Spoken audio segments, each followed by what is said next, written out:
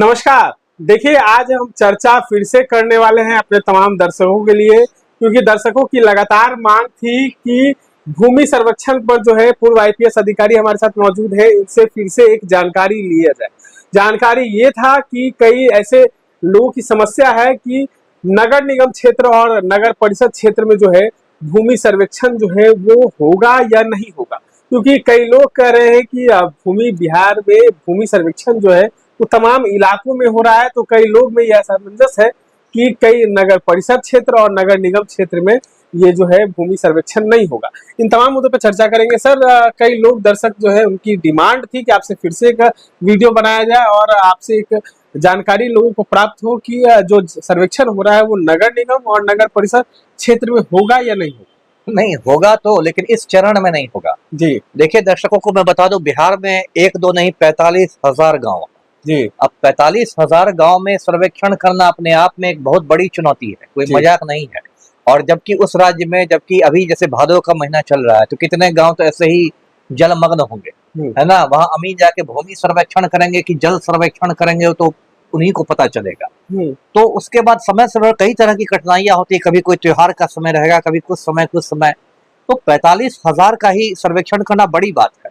और जब वो प्रथम चरण समाप्त होगा, तब दूसरे चरण में जो आपने कहा शहरी क्षेत्रों में होगा, नगर निकाय या नगर निगम में, लेकिन उसमें अभी बहुत समय है। जैसे ये जो अभी सर्वेक्षण हो रहा है 45,000 गांवों का, इसमें बिहार सरकार ने एक जो समय सीमा निर्धारित की है वो है जुलाई 2025, मतलब मोटा मोटी 11 महीने। मुझे नहीं लगता कि 45,000 गाँव का सर्वेक्षण आप 11 महीने में करा पाइएगा। सही, करोड़ों रुपए के मशीन भी लाए गए हैं जिससे कि वो लगाने पे कई ऑटोमेटिक जो है वो नाप के निकाल दिया जाएगा। नहीं, वो ठीक है। देखिए, वो तो अब तकनीकी, अब इतनी मतलब विज्ञान और तकनीकी में इतनी प्रगति हो गई है कि पहले का थोड़े सर्वेक्षण है। आप इतिहास की किताबों में पढ़ेंगे कि बादशाह अकबर भी जो थे, उन्होंने भी सर्वेक्षण करवाया था टोडरमल से। अकबर के नवरत्नों में एक टोडरमल थे, वो राजस्व के बहुत बड़े जानकार थे, तो उनको जमीन नापने का काम दिया गया था। तो वो 500 साल पहले जो स्थिति थी अब तो नहीं है। अब तो देखिए उपग्रह सब अंतरिक्ष में घूम रहे हैं और उपग्रह से वहां से तस्वीर खींचा जाती है ना। ये गूगल मैप सब कैसे बनते हैं, उपग्रहों से तस्वीर खींच के बनते हैं। हाई रिजोल्यूशन कैमरा सब लगे हुए हैं। तो अब तो खैर विज्ञान बहुत तरक्की कर चुका है। लेकिन देखिए, सबसे ज्यादा जो बात है कि कोई भी विज्ञान, कोई भी मशीन आ जाए, अब 1 करोड़ की मशीन या 10 करोड़, उस मशीन को संचालित कौन करेगा? वो आदमी करेगा, है ना। और जब तक आदमी में मतलब वो ईमानदारी नहीं आएगी, है ना, आदमी की नियत में खोट रहेगा, भ्रष्टाचार रहेगा, तो मशीन क्या करेगी? अब देखते हैं कंप्यूटराइजेशन होता है, लोग हैक कर लेते हैं, हैक करके बैंक का पूरा निकाल लेते हैं पैसा। अब वही बात अंदेशा है। देखिए, वैसे तो बिहार के सारे विभागों में भ्रष्टाचार है बहुत ज्यादा, लेकिन राजस्व भूमि सुधार को नंबर 1 मनाता है भ्रष्टाचार में। मैंने देखा है छोटे छोटे कर्मचारी जो होते हैं, राजस्व कर्मचारी, उनको मैंने माला माल होते देखा है। तो कहाँ से उतना पैसा आता है? अच्छा, एक बात मैं शुरू में ही कह देता हूँ, कहीं भूल नहीं जाओ। बिहार के जरा माननीय राजस्व मंत्री का आप लोग मोबाइल नंबर नोट कर लीजिए। ये बिहार के माननीय राजस्व मंत्री हैं श्री दिलीप जायसवाल। इनका पर्सनल मोबाइल नंबर है 94,309 और उसके बाद 5 बार 11111, यानी 11111। तो मंत्री जी आजकल बहुत मतलब ढोल बजा रहे हैं कि एकदम ये ईमानदारी से सर्वेक्षण होगा और कुछ भी गड़बड़ी हो तो सीधे मुझे फोन लगा लीजिए। तो आप भी फोन लगा के, नायक की भूमिका में है क्या सर? नायक की भूमिका में है। कई लोगों की समस्या भी है कि सर कि अब जैसे पुराने वंशावली फिर से बनाना पड़ेगा लोगों को, उसमें भी समय है लगता है। और कई लोग को ये भी असमंजस है कि जो जमीन पहले बिक चुकी उसका ना, पहले आप जानते होंगे कि पहले लोग मुजवानी जो है जमीन किसी को दे देते थे। अब उस पे कोई है कि उसका कोई कागज नहीं होता है, कोई कुछ नहीं होता है, खतियान नहीं होता, तो वो लोग वहां कैसे उस चीज को साबित करें? ये बहुत ही मतलब कॉमन समस्या है। मैं तो कहूंगा कि घर घर की समस्या है। क्योंकि देखिए, एक तो पुराने जमाने में जो खतियान बनते थे, किसी के दादा परदादा के जमाने, अब किसी का भुला गया है, किसी का बाढ़ में बह गया है, किसी का कुछ हुआ है, लोगों के पास प्रॉपर खतियान नहीं है।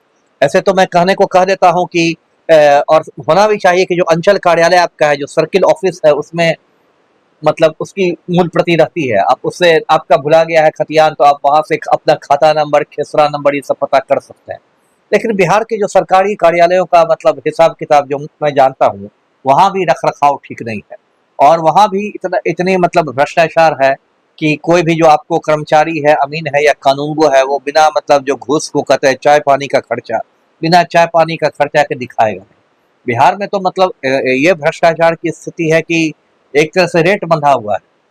यदि आप दाखिल खारिज कराइए, म्यूटेशन करवाइए, तो उसका रेट जो अभी बिहार में चल रहा है, जो मेरे सूत्र बताते हैं, लगभग 20,000 के आसपास रेट। उसमें कर्मचारी धमकाता भी है कि भाई हम ही से फरिया के करा लो, और नहीं तो ये मामला सीओ से भी आगे जाएगा, DCLR तक जाएगा। तो कोई भी जो आम आदमी रहता है, जमीन तो देखिए मतलब बहुत लोगों की आजीविका का, उसकी रोजी रोटी ही जमीन से चल रही है। थोड़ी जमीन भी है तो उस पर जोत करके कुछ खा रहा है, नहीं भी रोजी रोटी है तो उसका तो एक अचल संपत्ति होती है ना। जमीन तो मजाक की चीज नहीं है। आपको बाप दादा के जमाने से जमीन आ रही है तो लोग चाहेंगे कि कुछ भी करके वो उस जमीन को बचाए। चलिए, आप DCLR का बात किए तो इसी मौके पर एक सवाल आपसे ले लेते हैं। कुछ दिनों पहले हम संपाचक ब्लॉक गए हुए जी। उस ब्लॉक के दौरान कई कर्मचारी से मुलाकात हुई और कर्मचारी से मुलाकात के दौरान कर्मचारी ही हमें बताए कि पटना सदर के जो DCLR हैं उनके पास 3-3, 4-4 साल से जो है नापी का आवेदन पड़ा रहता है। वो मुख्यमंत्री के इतने करीबी हैं कि उसका कोई निष्पादन नहीं करता और मुख्यमंत्री उन पर कोई कार्रवाई नहीं करता। सही बात है। नहीं, ये तो है ही। आप बिहार में क्या स्थिति है, जमीनी स्थिति क्या है, वो कौन नहीं जानता है। आप देखिए, आप पटना में एयर कंडीशन कमरे में बैठ के वेबसाइट बना लीजिए, इसी से भूमि सुधार नहीं हो जाता। मैं आपको याद दिला दूं, दर्शकों को बहुत लोग भूल गए होंगे, जब नीतीश कुमार नए नए मुख्यमंत्री बने थे, मतलब 2005 के आखिर में, तो उस समय एक बंदोपाध्याय कमेटी बनाई गई थी। एक देवव्रत बंदोपाध्याय थे, कलकत्ता हाईकोर्ट के रिटायर्ड जस्टिस थे। उनके उनके नेतृत्व में कमेटी बनाई गई थी, बंदोपाध्याय कमेटी, भूमि सुधार पर ही बनाई गई थी। और उस कमेटी ने बहुत मेहनत करके एक रिपोर्ट भी दी, और रिपोर्ट को देख के समझिए कि पलटू राम को पसीना आ गया कि इसका तो मैं कुछ लागू करूंगा तो पूरा मतलब जो उनका वोट बैंक है और जो सामंती लोग सरकार का साथ दे रहे हैं वही बगावत कर देंगे। तो वो जो बंदोपाध्याय कमेटी की रिपोर्ट है वो एकदम मतलब क्या, ठंडे बस्ते में, जिसको कहते हैं ठंडे बस्ते में धूल फाक रही है। मतलब वो अभी भी खुलेगा तो काफी पोल खुल के आएगा। बिल्कुल बिल्कुल, अभी भी पोल खुल बिल्कुल के वो ठंडे बस्ते में है ना, और धूल फाक रही है।